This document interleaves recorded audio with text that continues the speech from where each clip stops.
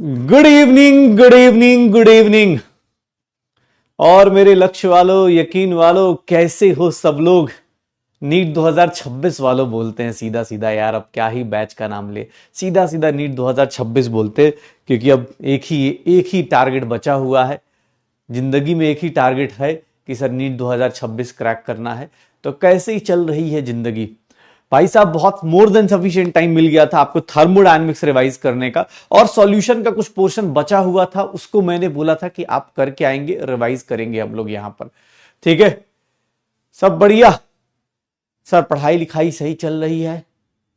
Victory celebration, विजय महोत्सव में अभी देखा था तुम लोगों ने, सब लोग भाई साहब तुम ही जैसे लोग हैं यार, एकदम तुम्हारे जैसे। मतलब कुछ बातें चल रही थी जिसमें पता चल रहा था कि हाँ सर, पिछले साल हम इस स्क्रीन के उस साइड थे, आज हम यहाँ पर है।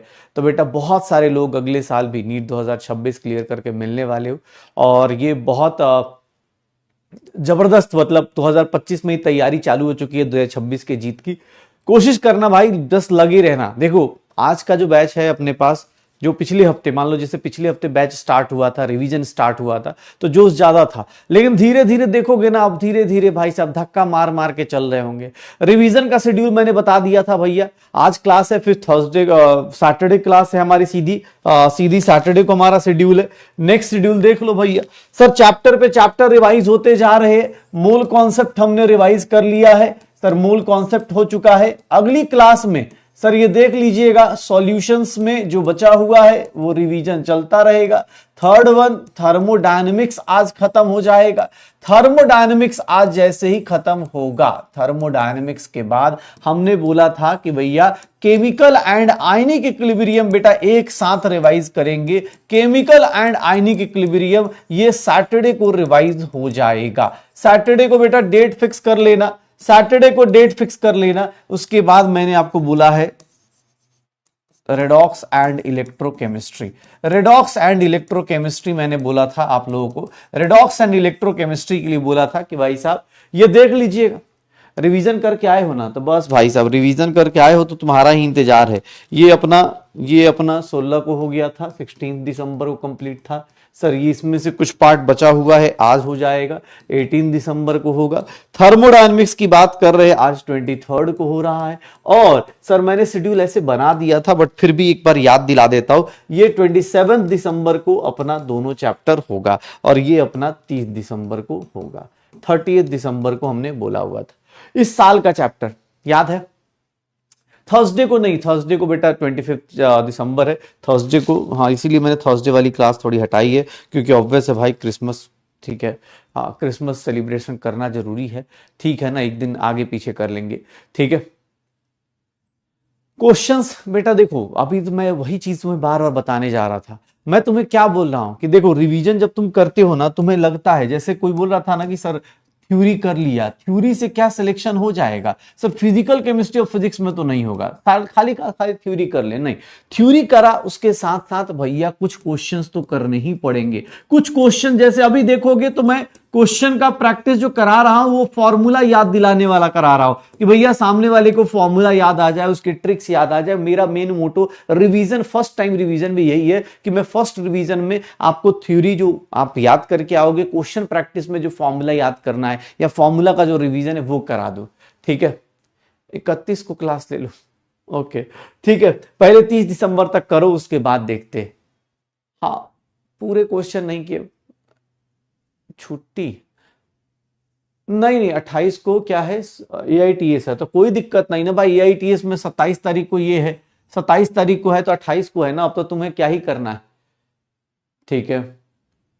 हाँ संडे को RBT टेस्ट है, तो बेटा रैंक बूस्टर टेस्ट के लिए क्या सैटरडे पढ़ते हो? अभी इतना ही सीखे हो क्या कि भाई साहब हाँ सर सैटरडे को पढ़ते हैं संडे के टेस्ट के लिए? बेटा ये वाली आता, अभी सोचो आज ट्यूसडे, तो भैया आज से शुरू कर लो ना प्रैक्टिस, ठीक है। आज से शुरू कर लो प्रैक्टिस। भूलने की बीमारी ज्यादा होगी बेटा, वो तुम्हारी नहीं सबकी है, वो सबकी है। भूलने की बीमारी तो हर एक की है। अभी तो कुछ लोग ऐसे होते हैं जो 4 महीने बाद पेज पलटे।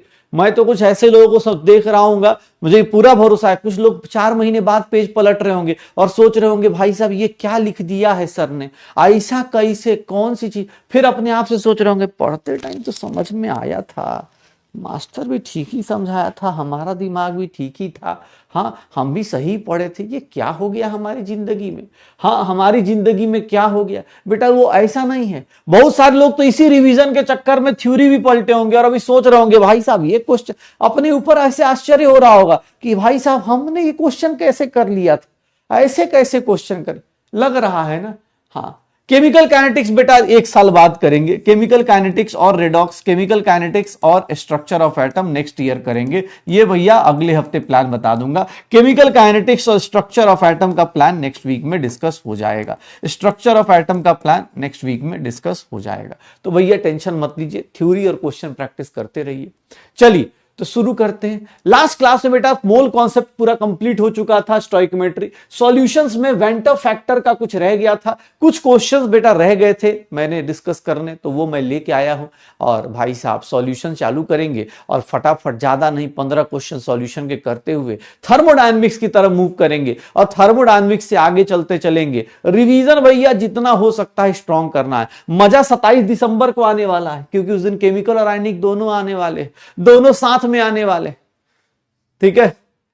नहीं बेटा कोशिश करो, देखो दुनिया 2026 में खत्म होगी कि नहीं होगी ये तो नहीं पता है, लेकिन बता रहा हूं अगर सही से नहीं पढ़ोगे तो नीट एग्जाम के बाद बहुत सारे लोगों की दुनिया एकदम उजड़ जाती है, एकदम जग सुना सुना लगे वाला गाना बजने लगता है बैकग्राउंड म्यूजिक में, जहां जाओगे उधर ही जैसे अजीब सा गाना बजे, सुना है गाना, जग सुना सुना लगे जब, ऐसे करके एकदम मतलब ऐसा हालत हो जाएगा कि सर कपिल शर्मा भी हंसाएगा तो नहीं हंस पाओगे। इसीलिए बोल रहा हूं पहले पढ़ लो, अभी जिंदगी में टाइम है बेटा। 2025 में ही बता रहा हूं कि 2026 बहुत इंपॉर्टेंट ईयर है, बहुत क्रूसियल ईयर है और उसके लिए कुछ नहीं करना है, बस पढ़ाई करनी है। एक सिंपल सा काम है, दिमाग इधर इधर का यूज करना है भाई, ठीक है।